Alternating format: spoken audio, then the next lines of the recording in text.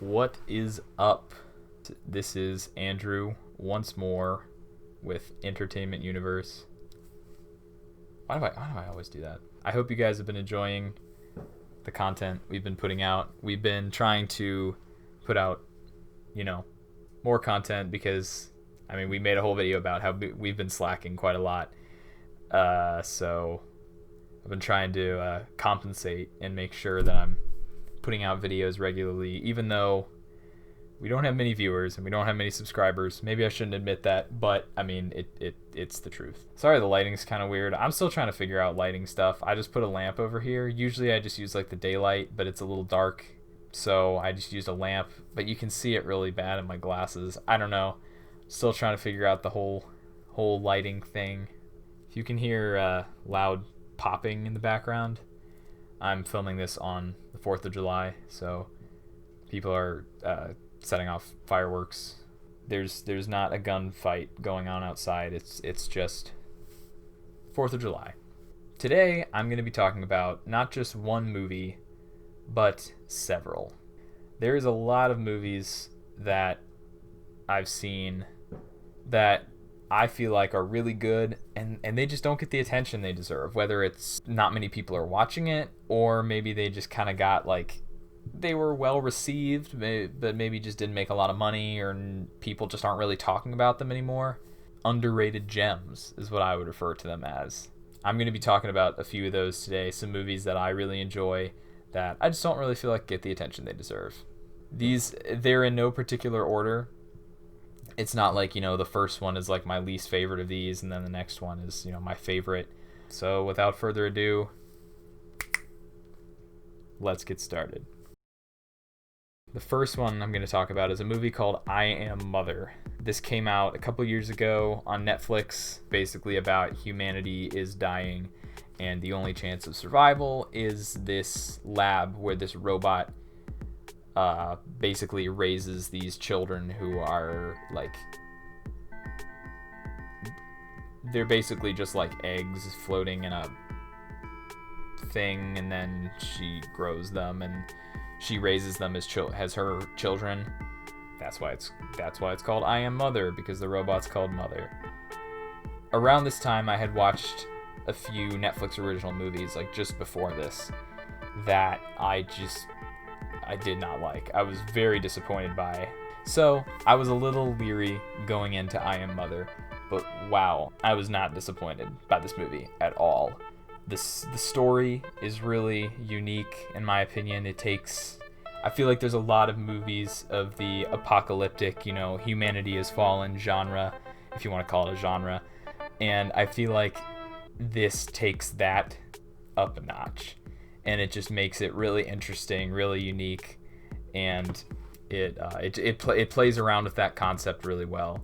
And then there's some big twists that I just feel like make the movie so interesting, and it's really one of those, edge of your seat thrillers that it's not just like nonstop action. It's like thought out story and twists. The performances are great, especially Rose Byrne.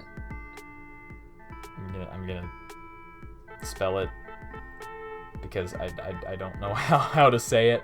She voices Mother, and she just gives this incredible performance, this really calm, motherly voice, but there's also this, because it's so calm, that almost makes it more scary.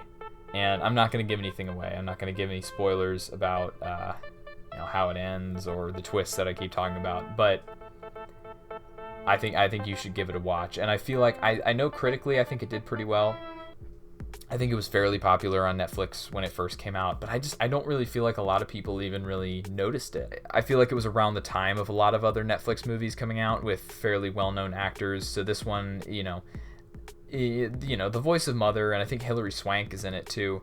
They're fairly big names, but they're not really that well-known. So I think a lot of people just kind of were like, sci-fi robot movie. I was like, heck yeah, sign me up. And so I watched it, and not disappointed at all. I feel like you will not be disappointed. And if you are, I'm sorry I steered you wrong.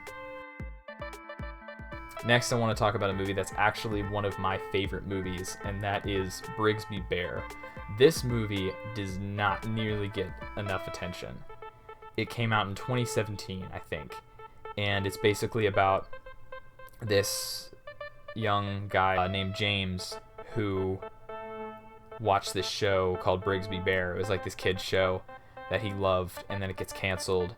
So he sets out to make a movie completing the story, basically.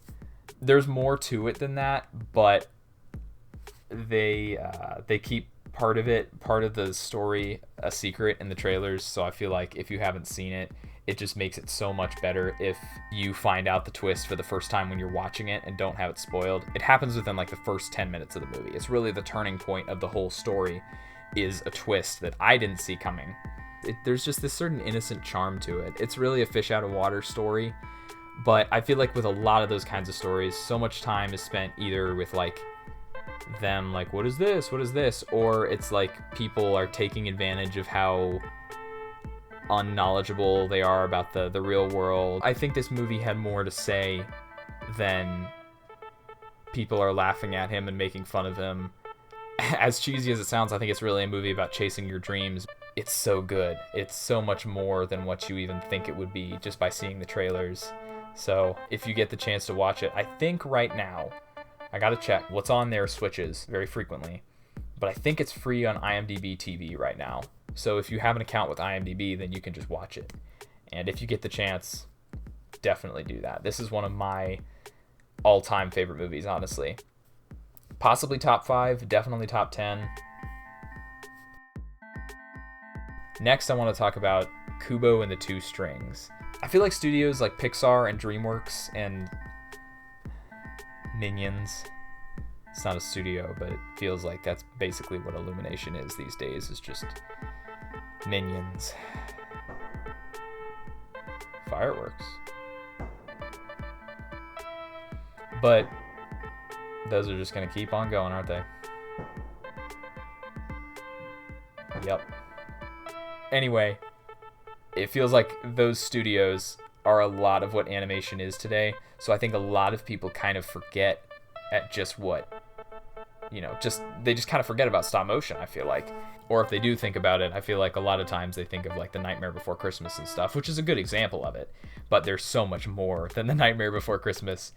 The IMDb summary for it is, a young boy named Kubo must locate a magical suit of armor worn by his late father in order to defeat a vengeful spirit from the past.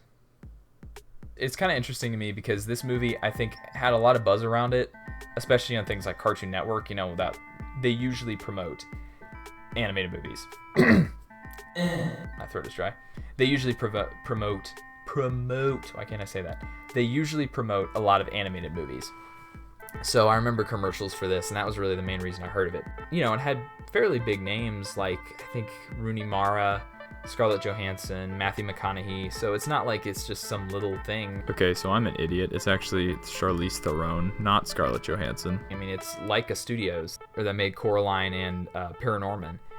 But I feel like this movie just kind of, it came out, it was kind of like what I was talking about, it came out, and then that was kind of it. It just came out, and it was well received, and I mean, I think there was some featurettes about like the making of all the effects and stuff, but it feels like it's like nobody really talks about it all that much, and it definitely deserves it. It's so steeped in like the visuals of like Japanese culture and stuff, and combine these really beautiful magical visuals of just a fantasy tale and Japanese culture, and then mix that with stop motion animation, and it's beautiful. The story is really interesting. I actually haven't seen it for a little while, which was why I had to look up the official plot summary, because I don't remember everything about it, so maybe I'm not super qualified to talk about it, but I do remember really liking it when I watched it, because it's just something really unique, really brings a new flavor to the animation genre, and I feel like it just doesn't get the attention that it deserves. I think that's really all I had to say about it. But thank you for watching. I hope you enjoyed this video. Leave a like, leave a comment down below if you like these movies. What movies do you feel like didn't get enough attention that maybe should? What can we improve about our channel? There's a lot we can improve about our channel, but if you want to respectfully help us, give us some constructive criticism in the comments. I know I would greatly appreciate that, and I'm sure if Paul were here, he would agree. Go and check out our other videos if you want to. I think we've got what I feel like are some pretty good ones up on the channel, but you can be the judge of that. Please subscribe. We would love if you did, to see more of our videos coming out after this. Don't know exactly what we have planned after this, but I think we're gonna have some pretty good ones, pretty fun ones. We're trying to make it just fun, but we're not trying to just laugh it off like it's we're just making videos. We are trying to, you know, actually make some quality content. Yeah, I think that's all I had to say. Thank you so much for watching. This has been Entertainment Universe.